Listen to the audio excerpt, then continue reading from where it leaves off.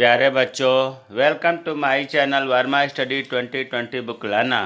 मैं UP board के class 12th के छात्राओं के लिए इकोनॉमिक्स सब्जेक्ट को हिंदी माध्यम से मैं फुल कोर्स कराऊंगा। यदि आप फुल कोर्स करना चाहते हैं तो मेरे चैनल को सब्सक्राइब कीजिए और बेल आइकन को प्रेस करना ना भूलें, ताकि जो भी वीडियो मैं अपलोड करूं उसका नोटिफिकेशन आपको सबसे पहले मिल सके।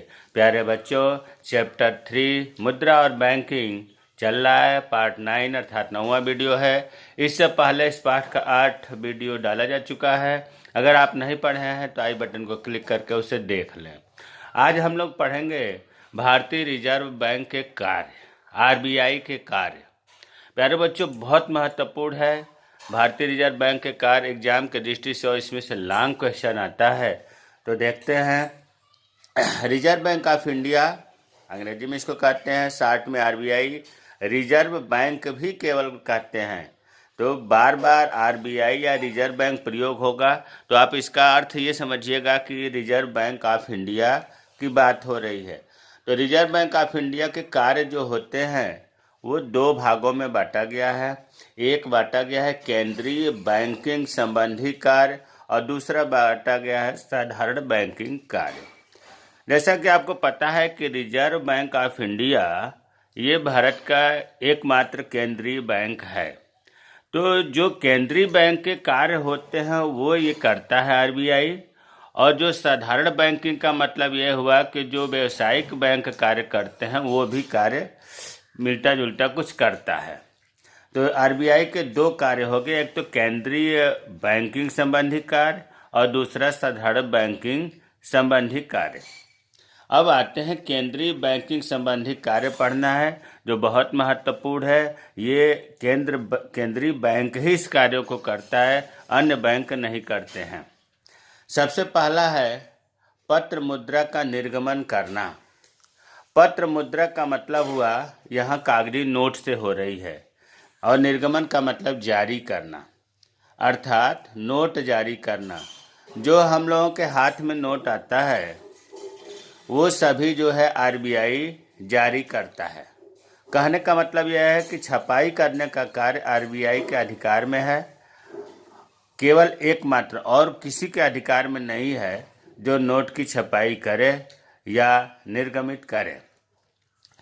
1 रुपये के नोट को छोड़ करके जो आप समस्त नोट देख रहे हैं, जैसे 2 रुपये का, 5 रुपये का, 10 रुपये का, 20 रुपये का, 50 रुपये का, 100 रुपये का, 500 रुपये का, 2000 रुपये का, ये निर्गमन करता है। अब प्रश्न उठता है कि 1 रुपये का नोट क्यों नहीं करता?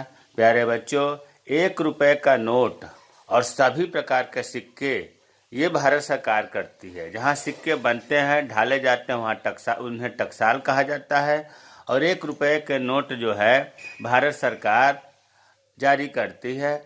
1 रुपये के नोट पर वित्त सचिव का हस्ताक्षर होता है। बाकी सभी नोटों पर जो आरबीआई जारी करती है उस पर गवर्नर का हस्ताक्षर होता है। वर्तमान में आरबीआई ने 2 रुपये का और 5 रुपये का भी बंद कर रखा है।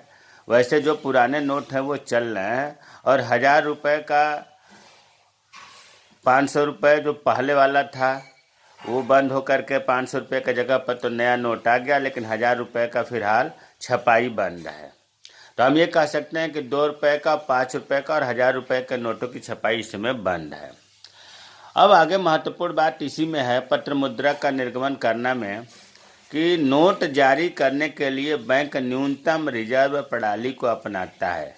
देखिए, न्यूनतम, मिनिमम रिजर्व सिस्टम, नाम से ही लग रहा है। एक एक शब्दों को अगर ध्यान से देखो, न्यूनतम मतलब कम से कम, रिजर्व का मतलब कि संरक्षित करना है, स्टॉक रखना है, और प्रणाली का मतलब पद्धति से है। तो नोट जारी जब करता है आरबीआई तो इसी आधार पर करता है, न्यूनतम रिजर्व प्रणाली के आधार पर। अब प्रश्न उठता है कि न्यूनतम रिजर्व प्रणाली क्या है? प्यारे बच्चों, न्यूनतम रिजर्व प्रणाली के तहत 1957 में 1957 से रिजर्व बैंक को नोट निर्गमन करने के पीछे 200 करोड़ का सोना व विदेशी मुद्रा भंडार कोष में रखना अनिवार्य है। न्यूनतम रिजर्व प्रणाली में मतलब कम से कम कितना धन रखना है, तो 200 करोड़ का रखना है। उस 200 करोड़ रुपए में सोना आएगा या विदेशी प्रतिभूतियां आएंगी, विदेशी मुद्रा आएगा, और ये लागू हुआ है 1957 से। अब प्रश्न उठता है कि जो 200 करोड़ रुपए की धन संचित की जाएगी, कम से कम उसमें 115 करोड़ का तो सोना रहेगा और 85 करोड़ की विदेशी प्रतिभूतियां का मतलब विदेशी मुद्रा रखी जाएगी। तो आपको ये जानना जरूरी है कि न्यूनतम रिजर्व प्रणाली में जो 1957 से प्रणाली को अपनाया गया है, इसमें जो 200 करोड़ का निधि रखा जाएगा फंड में, कोष में, उसमें 200 करोड़ में 115 करोड़ का तो गोल्ड होगा और 85 करोड़ का विदेशी मुद्रा रखा जाएगा। तो पहला जो सबसे महत्वपूर्ण कार्य था यही था कि पत्र मुद्रा का निर्गमन करना। दूसरा है सरकार के बैंक के रूप में कार्य करना। अब वो सरकार राज्य सरकार भी हो सकती है और भारत सरकार भी हो सकती है।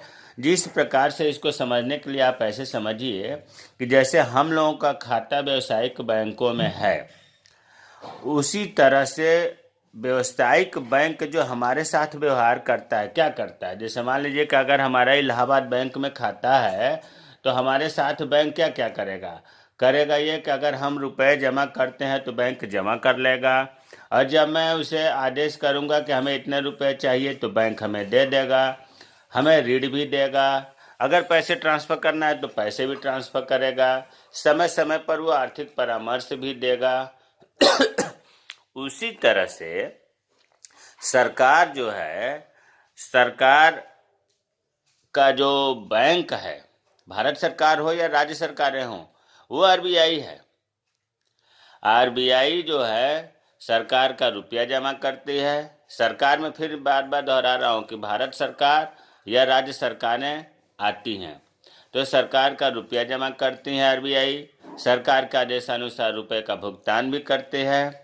सरकार को ऋण देता है। कैसा ऋण? सार्वजनिक ऋण प्रबंधन के हेतु देता है आरबीआई। सरकारी कोषों का स्थानांतरण भी करता है। इतना ही नहीं, आरबीआई जो है भारत सरकार एवं राज्य सरकारों को आर्थिक एवं मौद्रिक नीति से संबंधित मामलों पर उपयोगी सलाह भी देता है। Economic and monetary policy. सीधे सीधे आप ये कहें कि जब भारत सरकार का दिमाग खराब होता है, राज्य सरकारों का दिमाग खराब होता है आर्थिक और स्थिति के मामले में, तो फिर वो जो है आरबीआई से सलाह लेती है कि हमें कैसे करना चाहिए। तो आरबीआई जो है आर्थिक और मौद्रिक नीति से संबंधित मामलों पर सलाह भी देता है। किसको देता है? भारत सरकार को या राज्य सरकार। भारत सरकार एक है इसलिए एक भारत सरकार, राज्य सरकारें कई है इसलिए राज्य सरकारों बार बार कहा जा रहा है। और क्या करता है आरबीआई? अंतर्राष्ट्रीय मुद्रा कोष, इंटरनेशनल मॉनेटरी फंड और विश्व बैंक, वर्ल्ड बैंक में सरकार का प्रतिनिधित्व करता है। अगर अंतर्राष्ट्रीय मुद्रा कोष और विश्व बैंक में अगर मीटिंग हो रहा है, सम्मेलन हो रहा है, तो आरबीआई जो है सरकार की तरफ से, भारत सरकार की तरफ से प्रतिनिधित्व करता है। इसके अलावा और क्या करता है आरबीआई? भारत सरकार एवं राज्य सरकारों के लिए विदेशी विनिमय का प्रबंध करता है। विदेशी मुद्रा का जो है विनिमय का भी प्रबंध करता है आरबीआई। तो पहला का महत्वपूर्ण कार्य बताया गया था पत्र मुद्रा का निर्गमन करना, और दूसरा बताया गया है कि सरकार का बैंक के रूप में कार्य करना। तीसरा कार्य है बैंकों के बैंक के रूप में कार्य करना। देखिए, बैंकों के बैंक जितना आप देख रहे हैं आसपास में बैंक, इन बैंकों का मालिक है केंद्रीय बैंक। आरबीआई मालिक है। इस प्रकार से कहिए कि सभी बैंकों का पिता है। इसीलिए कहा जा रहा है कि बैंकों का बैंक के रूप में कार्य करना। अब इसमें पहला पॉइंट है कि प्रत्येक बैंकिंग संस्था को, प्रत्येक बैंक जो बैंक का काम करने वाली संस्था है, वो भारत की हो या विदेश की हो, अगर भारत में बैंकिंग का व्यवसाय करना चाहती है तो उसे आरबीआई से लाइसेंस लेना पड़ेगा, परमिट लेना पड़ेगा, अनुमति लेना पड़ेगा। वो भारत की कंपनी हो या भारत की बैंकिंग संस्था हो या विदेश की बैंकिंग संस्था हो, अगर भारत में बैंकिंग व्यवसाय करना चाहती है तो उसे आरबीआई से लाइसेंस लेना पड़ेगा। प्यारे बच्चों, दूसरा है कि रिजर्व बैंक अनुसूचित बैंकों या व्यापारिक बैंकों का अंतिम ऋणदाता होता है। इसको हम पढ़ाने से पहले इस बॉक्स में हमने लिखा है कुछ महत्वपूर्ण चीज, इसे हम देख लेते हैं, फिर आते हैं उस पॉइंट पर। देखिए, बैंक जितना भी है भारत में, रिजर्व बैंक के रिलेशन के आधार पर, संबंध के आधार पर दो प्रकार के हैं। जितने भारत में बैंक हैं, रिजर्व बैंक के, आरबीआई के रिलेशन के आधार पर, संबंध के आधार पर दो प्रकार के हैं, अनुसूचित बैंक और गैर अनुसूचित बैंक। बहुत महत्वपूर्ण है, छोटे प्रश्न में भी पूछा जाता है। अब प्रश्न उठता है कि अनुसूचित बैंक और गैर अनुसूचित बैंक में अंतर क्या है। तो पहले हम अनुसूचित बैंक देखते हैं। अनुसूचित बैंक वे हैं जिन्हें आरबीआई अधिनियम, देखिए भारतीय रिजर्व बैंक अधिनियम 1934 बहुत महत्वपूर्ण है। आपको याद होगा पिछले वीडियो में मैंने बताया था कि भारतीय रिजर्व बैंक अधिनियम 1934 के प्रावधानों के तहत ही आरबीआई की स्थापना हुई थी 1 अप्रैल 1935 को। 1 अप्रैल 1935 को जब आरबीआई की स्थापना हुई थी तो उस समय कौन सा अधिनियम के तहत हुई थी? तो यही आरबीआई अधिनियम 1934। और इसी आरबीआई अधिनियम 1934 में एक सूची है, द्वितीय तालिका कहा जाता है, द्वितीय सूची कहा जाता है। उस सूची में जितने भी बैंक हैं उन सभी बैंकों को अनुसूचित बैंक कहते हैं। ये चीज़ें क्लियर हो जानी चाहिए कि आरबीआई अधिनियम 1934 के द्वितीय तालिका में, तालिका मतलब सूची में जितने बैंक हैं, जितने बैंकों को सम्मिलित किया गया है इस लिस्ट में, उन्हें अनुसूचित बैंक कहते हैं। अब प्रश्न उठता है कि अनुसूचित बैंक करते क्या हैं? अनुसूचित बैंक का रिजर्व बैंक के प्रति, आरबीआई के प्रति क्या दायित्व है?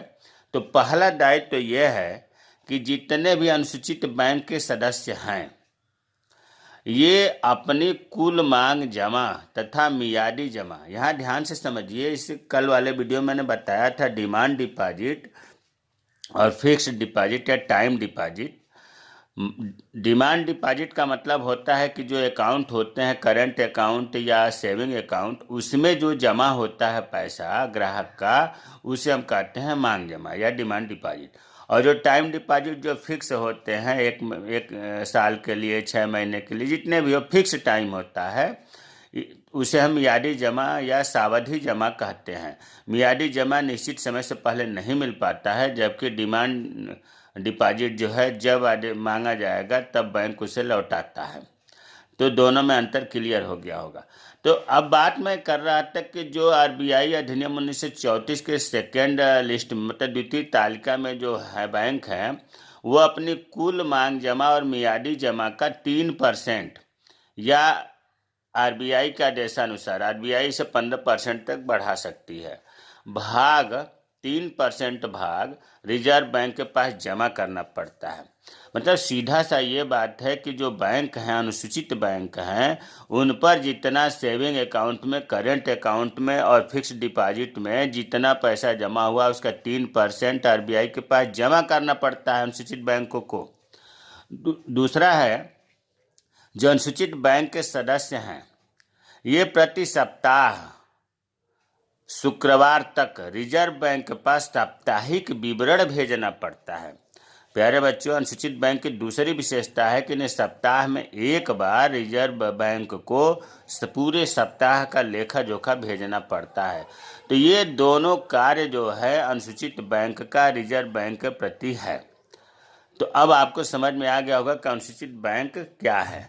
अब गैर अनुसूचित बैंक की अगर हम बात करें तो सीधा सा यह है कि जिन बैंकों का नाम आरबीआई अधिनियम 1934 की द्वितीय तालिका में नहीं है, सम्मिलित नहीं किया गया है, उन्हें गैर अनुसूचित बैंक कहते हैं। जैसे कोऑपरेटिव बैंक है जिले लेवल पर, प्रदेश लेवल पर, क्षेत्र लेवल पर। तो कोऑपरेटिव बैंक क्या है? गैर अनुसूचित बैंक है। ये बैंक निर्धारित शर्तों को पूरा नहीं करते हैं। तो अनुसूचित बैंक और गैर अनुसूचित बैंक में अंतर आपको समझ में आ गया होगा। और ये अंतर, इस मेन अंतर यही है कि भारतीय रिजर्व बैंक अधिनियम 1934 की द्वितीय तालिका में जो बैंक सम्मिलित हैं उन्हें अनुसूचित बैंक कहते हैं, जो द्वितीय तालिका में सम्मिलित नहीं है उन्हें गैर अनुसूचित बैंक कहते हैं। और अगर अनुसूचित बैंक है तो उनके आपको बता दिया गया कि अपने यहाँ के जमा का 3% आरबीआई को देना होगा और प्रत्येक सप्ताह लेखा जोखा करना पड़ता है। अब आते हैं कार्य पर जो हम पढ़ रहे थे। रिजर्व बैंक व्यापारिक बैंक को, जितने भी व्यापारिक बैंक आप देख रहे हैं वो अनुसूचित बैंक ही है। उनका अंतिम ऋणदाता भी आपने देखा इसमें कि 3% रिजर्व बैंक यहाँ जमा करना पड़ता है बैंकों को। बैंक का नाम लेते ही आपके मन में ये बात आ जानी चाहिए कि अनुसूचित बैंक की बात हो रही है। ये कोई बताता नहीं अनुसूचित बैंक और गैर अनुसूचित बैंक। मैंने कहा कि क्लियर कर दूं, क्योंकि कहीं अगर आपको मिलेगा तो आप परेशान हो जाएंगे। तो जो पैसा जमा होता है आरबीआई के पास, वो आपातकालीन स्थिति में वही आरबीआई उन अनुसूचित बैंकों को ऋण देता है। उसी पैसे को अंतिम ऋणदाता, मतलब किसी बैंक को पैसे कहीं से ऋण नहीं मिल रहा है तो आरबीआई से लेता है। तो इसलिए तो बैंकों का बैंक कहा जा रहा है। जब पिता है तो संकट काल में मदद तो करेगा। तीसरा है, रिजर्व बैंक किसी भी अनुसूचित बैंक का निरीक्षण कर सकता है। रिजर्व बैंक के अंदर ये पावर है कि किसी भी अनुसूचित बैंक का निरीक्षण कर सकता। अब अनुसूचित बैंक क्या है बताने की जरूरत नहीं है। चौथा कार्य है, रिजर्व बैंक बैंकों की साख नीति पर नियंत्रण रखता है। प्यारे बच्चों, साख नीति पर नियंत्रण यहाँ बताना संभव नहीं है। अगला वीडियो इसी पर आएगा कि आरबीआई साख नियंत्रण कैसे करती है। तो फिलहाल आप इसको इतना ही जानो कि आरबीआई का मेन कार्य यह है कि बैंकों के साख नीति पर कंट्रोल कैसे किया जाए। ये इसका विस्तृत विवरण अगले वीडियो में हम लोग पढ़ेंगे। अगला है, वह अनुसूचित बैंकों के लिए विदेशी विनिमय का क्रय विक्रय करता है। आरबीआई जो है अनुसूचित बैंकों के विदेशी विनिमय का भी क्रय विक्रय करता है, जैसा कि नाम से ही क्लियर हो रहा है। बैंकों को आरबीआई के पास साप्ताहिक विवरण भेजा जाता है। अभी आपने देखा कि जो अनुसूचित बैंक हैं सप्ताह में शुक्रवार तक रिजर्व बैंक के पास साप्ताहिक विवरण भेजते हैं, जिससे आरबीआई को उनकी दशा का अप टू डेट ज्ञान, करेंट ज्ञान पता चलता रहता है और आवश्यकता पड़ने पर वो उचित कदम उठाता है। बैंक को, मान लो बैंक खस्ता हाल में हो गया, डूबने लगा, तो वहाँ पर आरबीआई मदद करता है। तो इसीलिए बैंकों का बैंक या बैंकों का मालिक या बैंकों का पिता आरबीआई को कहा जाता है। अब आते हैं साख नियंत्रण का कार्य करना। अभी हमने ऊपर बताया था कि आरबीआई साख नियंत्रण का भी कार्य करती है। साख नियंत्रण का मतलब ये होता है, साख का अर्थ होता है ऋण। मतलब जो अनुसूचित बैंक हैं या जो व्यापारिक बैंक हैं या संस्था है, वो जो ऋण देते हैं उन ऋणों पर नियंत्रण करना है। और कैसे नियंत्रण करता है? रिजर्व बैंक साख नियंत्रण के लिए मात्रात्मक एवं गुणात्मक तकनीकी का व्यापक प्रयोग करके साख नियंत्रण करता है। मतलब साख नियंत्रण की दो विधियां हैं रिजर्व बैंक के अनुसार, मात्रात्मक विधि और गुणात्मक विधि। इन दोनों तकनीकों से साख का नियंत्रण करता है, जिसको हम विस्तृत रूप से अगले वीडियो में पढ़ेंगे। पांचवा है, विनिमय दर को स्थिर रखना, एक्सचेंज रेट। देखिए, एक्सचेंज रेट का मतलब ये हुआ कि दो अलग मुद्राओं की सापेक्ष कीमत होती है। मतलब ऐसे कहें कि एक मुद्रा के मूल्य में दूसरे मुद्रा के मूल्य की माप है। अरे भाई, जैसे मान लो कि हमारा जब आज़ादी मिली थी 1947 में, तो 1 रुपये के बराबर $1 था। और आज जो है $1 में लगभग 73 रुपये, एक्यूरेट की बात करें तो 72.79, कितना बताया हमने, $1 बराबर 72.79 रुपये है। तो हम 73 मान लेते हैं लगभग में। तो सोचो कि आज़ादी के समय $1 में $1 1 रुपये के बराबर था, और आज क्या है कि 1 रुपया जो है $1 जो है 73 रुपये के बराबर है। अगर हम कोई सामान मान लो कि $10 का ले आते हैं तो हमें 730 रुपये जमा करने पड़ेंगे। तो ये माल, और हमें इस आरबीआई इस बात का ध्यान रखता है कि हमारा जो विनिमय दर है उसके मूल्य की तुलना में जो हमारा वैल्यू है वो ज़्यादा नीचे न गिरे। मान लो आज $1 में 73 रुपये है और कल ये 80 रुपये हो जाए तो ये हमारे देश के लिए आर्थिक स्थिति के लिए अच्छे कंडीशन थोड़े नहीं है, संकट उत्पन्न करेगा। तो यही विनिमय दर को जो दूसरे के देश के मूल्य की अपेक्षा अपने वैल्यू इसको स्थिर रखना है। इसके लिए क्या काम करता है आरबीआई कि विदेशी मुद्राओं का क्रय विक्रय भी करता है, खरीदता बेचता है, और देश में जो विदेशी मुद्रा भंडार है उसकी सुरक्षा भी करता है। भाई अपने यहाँ जैसे मान लो कि क्या होता है, जब महंगाई बढ़ती, चारों बैंक क्या है ज़्यादा बाजार में या बैंक ज़्यादा ऋण देने लगते हैं कम ब्याज पर, मार्केट में ज़्यादा पैसा पहुंच जाता है, महंगाई बढ़ने लगती है, मुद्रा स्फीति आ जाती है। ऐसी स्थिति में आरबीआई क्या करती है, बैंक रेट बढ़ा देती है। बैंक रेट बढ़ते ही बैंक भी बढ़ा देते हैं, जिससे लोग ऋण लेना बंद कर देते हैं, मार्केट में मंदी आ जाती है।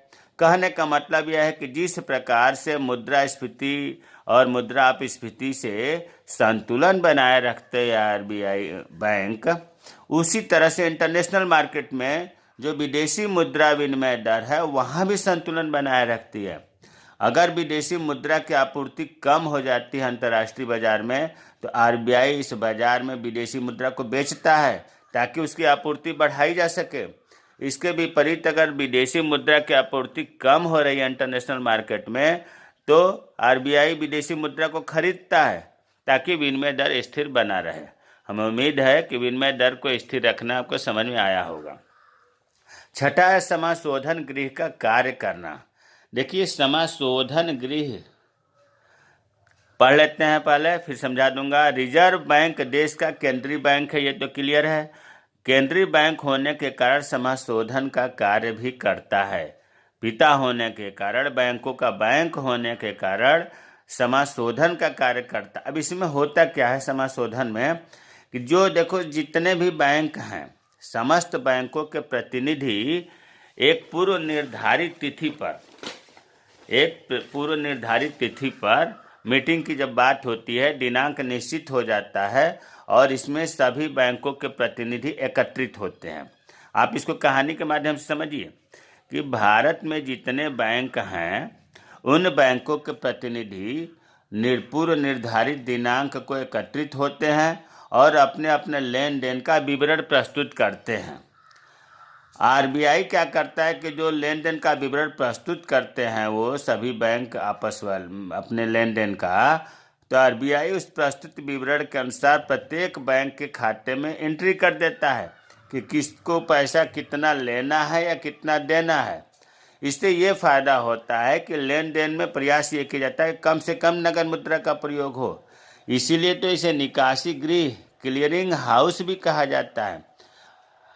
तो समाशोधन गृह का मतलब हुआ कि रिजर्व बैंक सदस्य बैंकों में, जो अनुसूचित बैंक हैं सभी सदस्य बैंकों में रुपए के स्थानांतरण को सुविधाजनक बनाता है। अब इसको हम दूसरे रूप में समझें, ये देखो इसको निकासी गृह होता नहीं है, जब दो तीन मान लो 2 लोगों में 3 लोगों में हिसाब किताब कुछ वहाँ पो में रहता है कि उसके पास हमारा है कि हमारा उसके पास है, तो लोग कहते नहीं हैं कि अरे आ जाओ मिल बैठ करके हम क्लियर कर लेंगे। तो उसी तरह से सभी बैंकों के प्रतिनिधि बैठ करके जब क्लियर करते हैं तो जहाँ बैठते हैं उस जगह को जो कार्य करने क्लियरिंग हाउस कहा जाता है। तो इसमें बैठ करके किस पर कितना निकला अपने पिता की उपस्थिति में, आरबीआई की उपस्थिति में वो क्लियर कर लेते हैं। और आरबीआई क्या काम करता है कि जिस पर जितना निकलता है बैंक के उन बैंकों के पासबुक में एंट्री कर देता है। इसी को कहा जाता है समाशोधन गृह। ऐसा करने से जो बैंक हैं उनके मतलब ट्रांजैक्शन में, स्थानांतरण में, लेनी देनी आसान हो जाती है, सुविधाजनक हो जाता है। 7वां है कृषि साख की व्यवस्था करना। कृषि साख का मतलब हमने बताया कि एक शब्द आप याद रखिए, ऋण। एग्रीकल्चर ऋण भी व्यवस्था प्रदान करता है। वैसे अब तो नाबार्ड को ट्रांसफर कर दिया गया, फिर भी आरबीआई का एक विभाग है कृषि साख विभाग। ये कृषि से संबंधित समस्याओं के बारे में विचार विमर्श करता है। आरबीआई राज्य सरकार, भारत सरकार, बैंकों को समय समय पर कृषि साख से संबंधित परामर्श भी देता है और कृषि साख के लिए बैंकों को ऋण भी देता है। तो नाम से लग रहा है कि कृषि साख की व्यवस्था करना। 8वां कार्य है औद्योगिक वित्त की व्यवस्था में सहायता करना। औद्योगिक इंडस्ट्री, उद्योगों के वित्त के लिए भी ये हेल्प करता है कि देखो, रिजर्व बैंक ने औद्योगिक वित्त निगम तथा राज्य वित्त निगमों के बड़ी मात्रा में अंश खरीद रखे हैं। आरबीआई क्या काम किया है, औद्योगिक वित्त निगम और राज्य वित्त निगमों के बड़ी मात्रा में अंश खरीद रखे हैं। आवश्यकता जब पड़ती है तो औद्योगिक वित्त निगम को, राज्य वित्त निगम को दीर्घकालीन व मध्यमकालीन ऋण भी प्रदान करता है आरबीआई। तो ये आपने जो 8 पढ़ा अभी, ये केंद्रीय बैंकिंग संबंधी कार्य आरबीआई के थे। प्यारे बच्चों, इम्तहान में अगर आता है केंद्रीय बैंकिंग संबंधी कार्यों का वर्णन करिए, आपको 8 पॉइंट बताया गया है, लेकिन शुरू के 5-6 पॉइंट बहुत महत्वपूर्ण हैं, उनको मत छोड़िएगा। वैसे 8 जो है आज हमें उम्मीद है कि समझ में आ गया होगा। अब जो दूसरा बैंक का कार्य होता है आरबीआई का, साधारण बैंकिंग संबंधी कार्य। साधारण बैंकिंग कार्य देखते हैं। आरबीआई जो है भारत सरकार हो या राज्य सरकारें हो या निजी व्यक्ति हो, इनसे जमा तो स्वीकार कर लेगा, पैसा तो जमा कर लेगा, लेकिन ब्याज नहीं देगा। और क्या काम करता है साधारण बैंक के रूप में, जितने भी सदस्य बैंक हैं, मतलब अनुसूचित बैंक हैं, उनसे कम 1 लाख रुपए का विदेशी विनिमय का क्रय विक्रय भी करता है। 1 लाख रुपए का विदेशी विनिमय का क्रय विक्रय भी अनुसूचित बैंकों से करता है आरबीआई। तीसरा कार्य है कि अंतर्राष्ट्रीय बैंकों तथा अन्य विदेशी केंद्रीय बैंकों में, मतलब दूसरे देश में बैंक अपना खाता खुलवाना चाहता है, आरबीआई खोल सकता है। फिर समझिए इस बात को, अंतर्राष्ट्रीय बैंक, कोई दूसरे देश में बैंक है उसमें भी आरबीआई खाता खोल सकता है, या दूसरे देश के जो केंद्रीय बैंक है उसमें भी खाता खोल सकता है आरबीआई। इसके अलावा और भी काम करता है आरबीआई। सोने, चांदी, हीरे, जवाहरात एवं प्रतिभूतियों को अपनी कस्टडी में रखना। प्रतिभूतियों का मतलब होता है गारंटी देना, अर्थात कि वचन देना, किसी के प्रति कोई वस्तु रख लेना। तो सोना, चांदी, हीरा, जवाहरात प्रतिभूतियों को अपनी कस्टडी में रखता है, अपने अधीन रखता है आरबीआई। इतना ही नहीं, चांदी व सोने के सिक्कों को खरीदता और बेचता भी है। अगला कार्य है साधारण बैंकिंग कार्य में, कृषि कार्यों में सहायता पहुंचाने के लिए 15 महीने के बिलों का ये क्रय विक्रय करता है। ध्यान दो, 15 महीने के बिल जो है कृषि से संबंधित, उनका ये क्रय विक्रय करता है, या उनकी पुनः कटौती, मतलब उनको माफ भी कर सकता है, बट्टा भी कर सकता है। छठा कार्य है भारत सरकार हो या राज्य सरकारें हो या अनुसूचित बैंक हो, इनको मात्र 90 दिन की अवधि के लिए ही जमानत पर ऋण देता है। ध्यान दो, कोई भी सरकार हो, भारत सरकार हो या राज्य सरकारें हो या अनुसूचित बैंक हो, उनको मात्र 90 दिन के लिए अवधि के लिए ऋण देता है, वो भी ऋण जमानत पर देता है। तो हमने अभी साधारण बैंकिंग कार्य पढ़ा, इसमें 2-3 कभी कभी क्वेश्चन घुमा दिया जाता है कि अच्छा रिजर्व बैंक क्या नहीं करता है। तो पहला कार्य तो यही बताओगे कि रिजर्व बैंक जो है जमा राशि पर ब्याज नहीं देता है। दूसरा बताओगे कि किसी को भी, भारत सरकार हो या राज्य सरकार हो या अनुसूचित बैंक को, 90 दिन की अवधि से अधिक का ऋण नहीं देगा। तीसरा, बिना जमानत का ऋण नहीं देगा। तो ये आपको, हमें उम्मीद है कि भारतीय रिजर्व बैंक के जो 2 प्रकार के मुख्य कार्य थे, केंद्रीय बैंकिंग संबंधी कार्य और साधारण बैंकिंग संबंधी कार्य, अच्छे तरह से समझ में आ गया होगा।